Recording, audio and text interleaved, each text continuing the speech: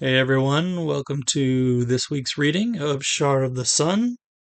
We are picking back up where we left off with chapter 20. So here we go. They're sleeping, the elf said calmly, unperturbed by his anger. Do not worry about them. They are safe here. Follow me. The elf turned and began to walk through the trees. Broderick hesitantly followed. The elf's movements were graceful and fluid. Not even the dead leaves on the forest floor crunched under his feet. As they walked, Broderick became aware of more elves among the trees. It was clear they served as their home, as best as he could guess, anyway. There were no doors, but many trees had carved archways leading into them. He marveled as elves came and went, walking into and out of the massive trees. They were all dressed similar to his guide, wearing dark greens and browns. "What is your name?" Broderick asked. Without looking back, the elf laughed. It was a beautiful sound in his ears. "You humans haven't changed much. Names are powerful things, and we don't give them to strangers." The answer reminded him of Kira. As they moved deeper into the forest, Broderick noticed more and more elves. Fragrant smells welcomed him, enticing him to come and see where they originated. Children ran here and there, their laughter just as magical as the guide's. "This is our city," the elf said, waving his hand. "Do you have many cities?" Broderick asked, awed by the beauty of what he saw. "No." When he answered, the elf's tone had changed, and Broderick could feel a deep sadness behind the words. "Before we got here, we passed through an area that looked burned. What happened there?" The elf stopped and turned to face him. "You talk much," he said. "You ask too many questions. Can you not be content without the need to know everything? How does the eagle soar on the wind? How does the bear know when it is time to hibernate? Have you asked questions such as these before? Do you ponder over such matters?" Broderick was taken aback. "No," he answered. "I have not wondered about those things. I suspected not. You only want answers to your own questions and nothing else. That, human, is why your race is selfish and undeserving." Broderick could only gape at the elf in shock. He didn't get angry, though, for when he thought about it, there was much truth to what the elf said. At least, there was truth in it for him. He knew his quest to save his baby was selfish, especially when someone like Farron had the shard. "I apologize," the elf said suddenly, bowing to him. "I let my emotions force my words. Come, we are getting close." They continued down the path that led to the elven city and beyond.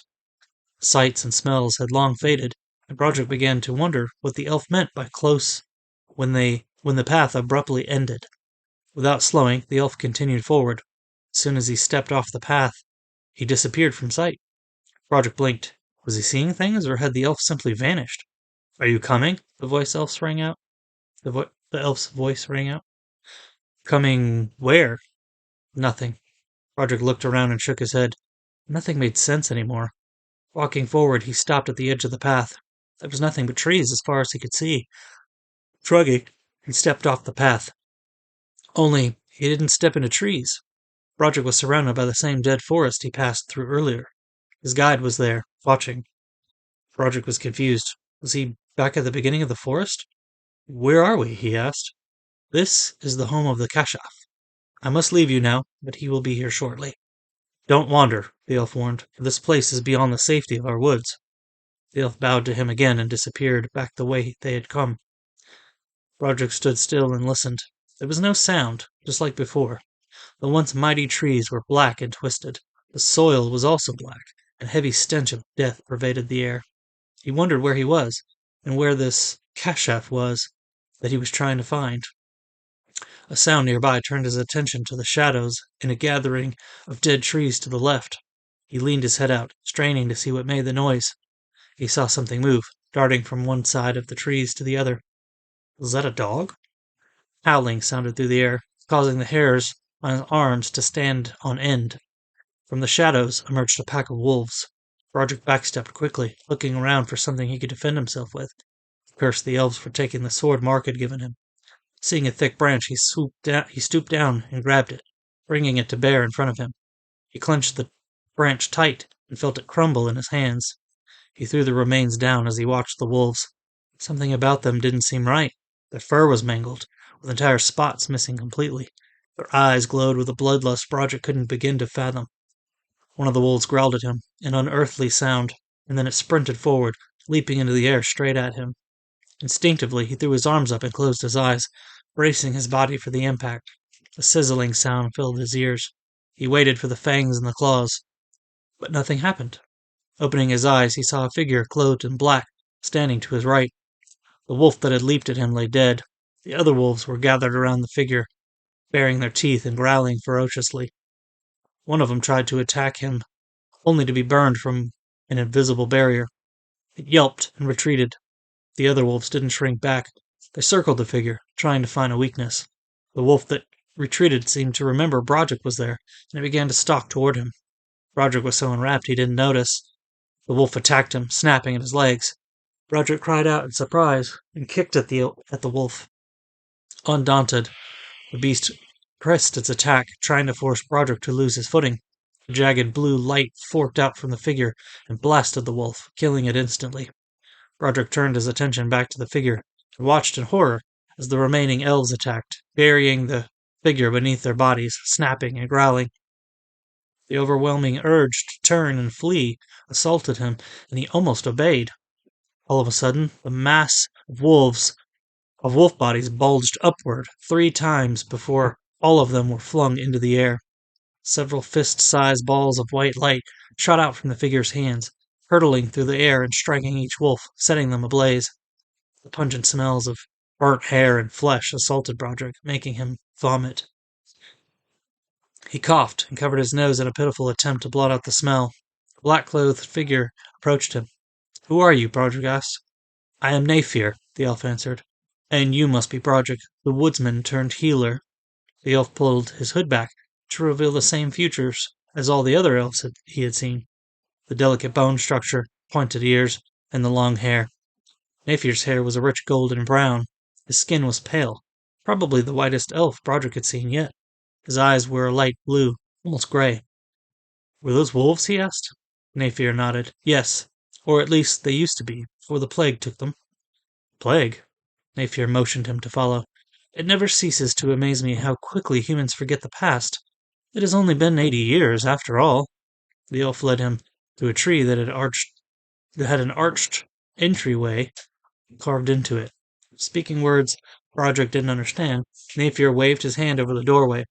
A luminescent glow came to life briefly, then disappeared. The elf led him into the tree.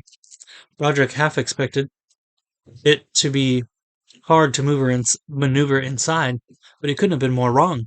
The size of the tree on the outside belied what lay within. A massive open space greeted him. The ceiling could not be seen for the height.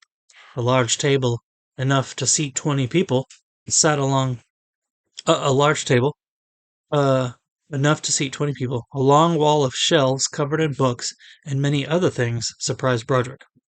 "This tree doesn't seem like it is big enough to hold all of this," Broderick said. Napier smiled at him. "Nothing in the travailing woods is as it seems. The place inside the trees is enhanced by magic. Would you like something to drink? Or something to eat, perhaps?" "I wouldn't mind some water," Broderick answered. Napier bade him to sit at the table, and went to a cabinet and retrieved 2 wooden mugs. Broderick picked a chair at random and sat down. He had yet to grasp everything he had seen so far. Napier brought the mugs to the table and set one before Broderick, before taking a seat himself. "I assume you have many questions. I will certainly answer them if I can, but I must first ask my own question." Broderick nodded. He took a sip from the mug, and a sound of pleasure escaped his lips. "This is good. What is it?" "We call it sheker. We boil the roots of dandelions in water. It is sweet to drink, but we drink it for other reasons as well." Napier paused, sipping from his own mug, and looked directly at Broderick. "My question is this. Do you still have the shard that fell from the sky?" Broderick shook his head. "No, I don't. It was taken from me by a wizard." "How do you know who I am? And how do you know about the shard?"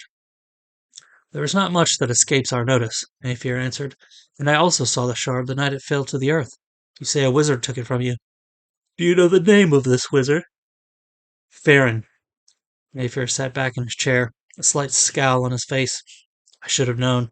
"You know him?" Broderick asked. He took another sip of the drink. "I know of him. While I have never met him, I think I have gathered enough to know what he seeks to do. The artifact he holds is no mere trinket. With the right knowledge, there are countless things it can be used for. Do you know where this wizard is?" No, he has a castle in Urn, but he didn't wait around to see if. But we didn't wait around to see if he would kill us or not. He may still be there. I doubt that, Napier said. I have to admit, I did not think elves really existed. I've heard mention in songs and stories, but I have trouble understanding this is all real and not something I'm dreaming. I'm not dreaming, am I? I'm afraid not. We never used to be so reclusive. Our race was always in the forest, as far back as history teaches, but as the years passed, we were often targeted by human raiding parties. I suppose our secrets drove them to commit the acts they did. I honestly don't know. Napier stared into his mug. Our king decided that to ensure the safety of our people, we should break communication with the world. It was a controversial decision, to say the least. There were many who opposed it. Some didn't believe that that was the answer. Others, they had taken love interests in humans and even married them. Once the king decided to close the borders of the forest, more decisions had to be made. What happened if humans mistakenly entered our cities? Did we kill them? What about those elves who had married humans? Did we cast them out, or allow the humans to stay? Roderick listened intently. What secrets were the humans, my people, after? Napier sighed. We have many secrets. What exactly they wanted, we don't know. The king, after many objections, finally sealed the forest off from the outside world. So long as no one came with the intent to harm, they would be left alone. And for centuries we flourished. When the war with the demons happened, our king said it was punishment on the humans for their wrongdoing. Not everyone agreed with him on that, including me. He refused to give aid to the humans, and the demons eventually made it this far.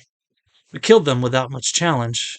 Then the beast of the earth came forth, 80 years ago, and left a plague on our forest.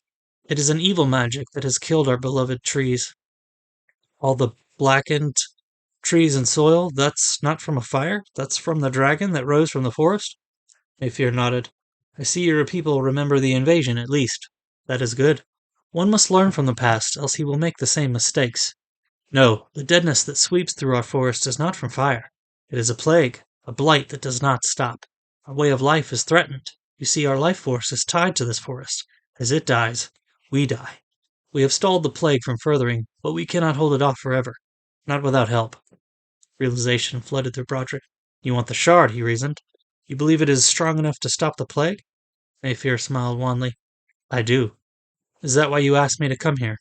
It is the main reason, yes, but not the only one. I cannot find the shard without your help, but I know that you are also seeking something. I have asked you here to propose an arrangement. If you help me retrieve the shard, I will help you break the deal your lover made with the demon. You can do that? Broderick asked, stunned. Napier nodded. I can. A task like that is easy for one like me, but you first must help me. The lives of my people are at stake. Broderick shook his head. I would love to help you, but I don't know how I can. I don't know where Farron is, or where he might have taken the shard. Let me see your palm, he said. Broderick laid his hands on the table and displayed the inside of them, palms up.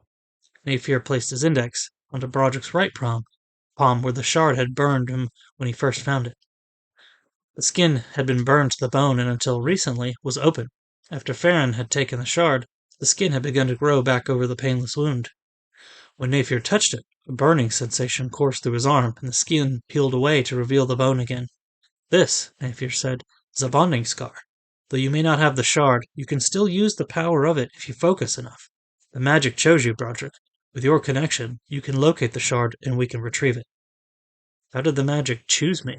And even if I could do that, how would we defeat Farron? I have seen what he is capable of. Calm yourself.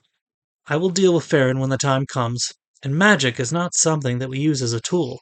Magic is not something Magic is not some mystical force. Magic is, and it has chosen you for a reason. What that reason is, I cannot say. It is up to you to find that out. My people and your child do not have the time for you to be fearful of the unknown.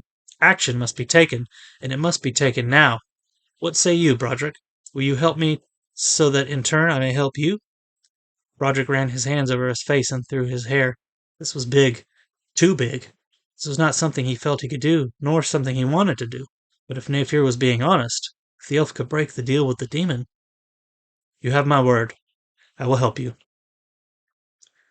Alright, that's it for chapter 20. Hope you guys are enjoying the story. And we'll be back next week with chapter 21. See you guys.